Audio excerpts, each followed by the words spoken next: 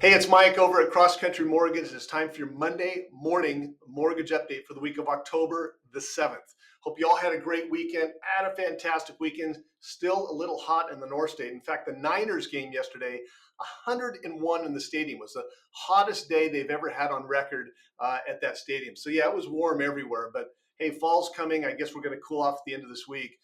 So I sent you this morning update. I've been doing that for 5 years, every Monday morning, to give you some insight about the market, about what's moving mortgage rates, how it's impacting the mortgage industry. And I've been doing this, like I said, for 5 years. And I just want to thank you so much for those of you that watch, that comment, that give me some insight on how I can make this better, always trying to improve. So let's talk about what happened last week, and let's talk about what's going to impact the mortgage industry this week. So last week we saw interest rates get worse by 0.5%, went up 0.5%. That's a big shift. Now, we've been hearing all the news about rates dropping, and the Fed obviously cut rates a few weeks ago, but all of that went away. We lost all the gains that we have made up over the last month and a half, 2 months, and we're back to the pricing and where we were in August. Why did this happen?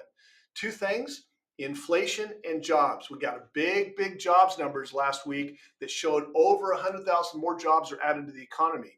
Why is that impactful? Because more jobs added to the economy means a stronger economy, and that means that we don't need mortgage rates to go down. Money's flowing out of that bond market into the stock market, into other places.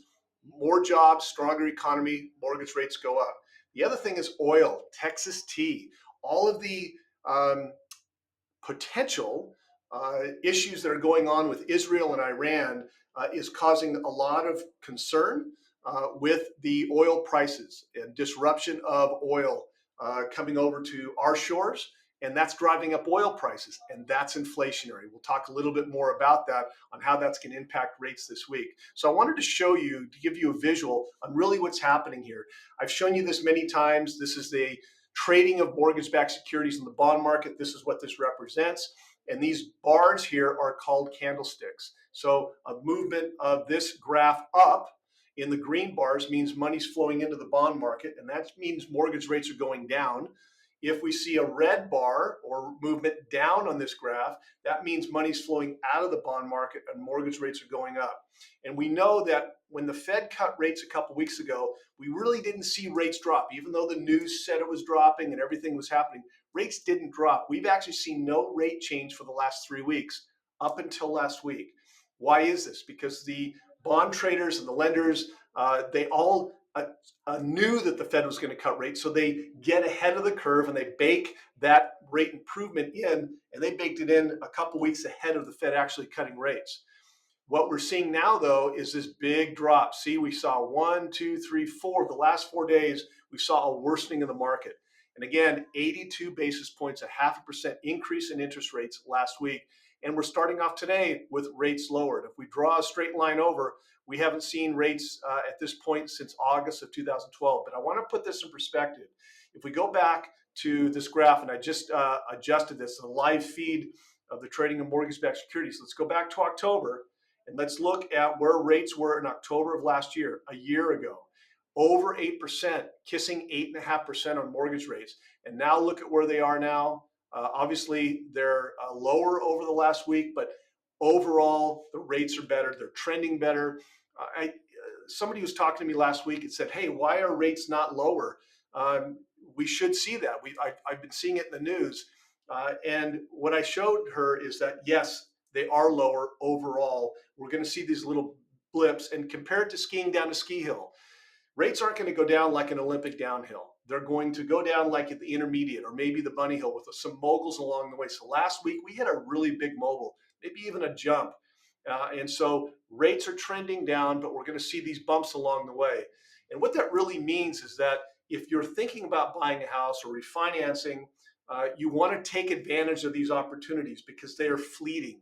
And if we look at this graph, you can see that there's a lot of ups and downs, a lot of volatility. We have seen more volatility in the last few years than we've ever seen in the bond market in relation to the mortgage-backed securities. So it's always a good idea to not play with your money. Don't get greedy. Take advantage of those low rates when you see them. what's that saying? One in the hand, two in the bush. So take advantage of what you have when it's there. So let's talk about what's going to affect the market this week. I always try to give you a few things. Inflation. Inflation has always been on the radar.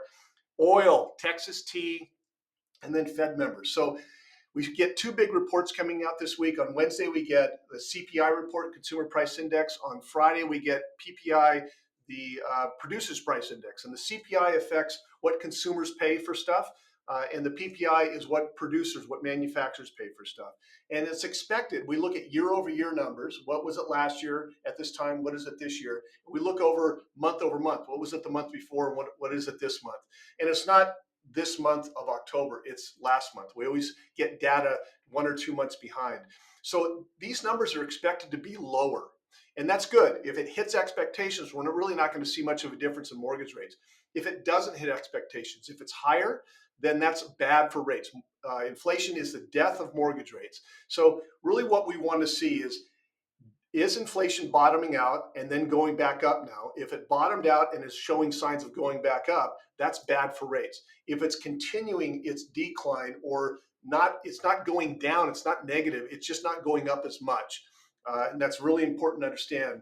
If we see the continued reduction in the amount that inflation is increasing, that's good for rates. So really be pivotal on what we're going to see on Wednesday and Friday.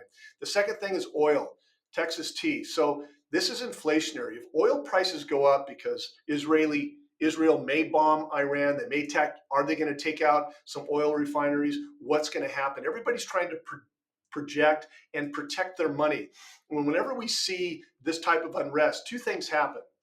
Especially in the Middle East, two things happen. One, there could be a flight to safety where people park their money in the safer bond market. That's good for rates. But the offsetting possibility is that it disrupts oil production and it disrupts oil getting out to everybody, and it's supply and demand. So if people get less oil and there's still a demand for it, because oil's in everything, we know that. It's probably in my shirt, it's in my glasses, it's in the pens that we use, it's in everything. And obviously oil is in the gas that we buy.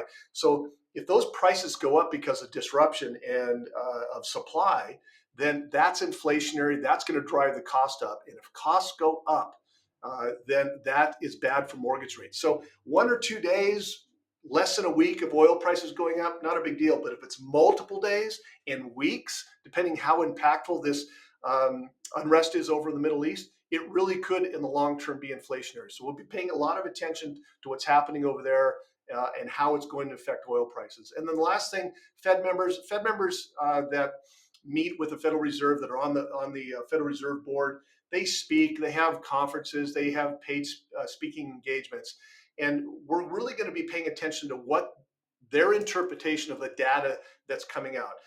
If we see these jobs numbers and they believe the jobs numbers, that's a whole nother discussion about the jobs numbers that came out last week and if they're really trustworthy. But if they believe this, are they going to maybe suggest that we pause a rate cut next month? Because everybody's expecting a 0.25% Fed rate cut next month. And so if that Fed rate cut comes next month, that's under expectations. But if there's any indication for these Fed members this week that there's a pause to that because of what's happening that we just talked about, that could affect mortgage rates in a negative way. And will they believe the job numbers that came out? Are they going to believe that the BLS suggested that we added over 100,000 new jobs when other data points suggest that we didn't do this? And this has been something that we've been talking about a lot, that the BLS number, jobs numbers aren't really that trustworthy. So what are the Fed members going to say? So what are we doing this week? We are cautiously floating today, and we're going to move to a locking position very, very quickly if we see these rates change or if we see the market change. So let me know if you have any questions, if you have any insight, if you have any comments. I'd love to hear you. If there's anything I can do to help you, let me know. Have an awesome day, and we'll talk to you next week.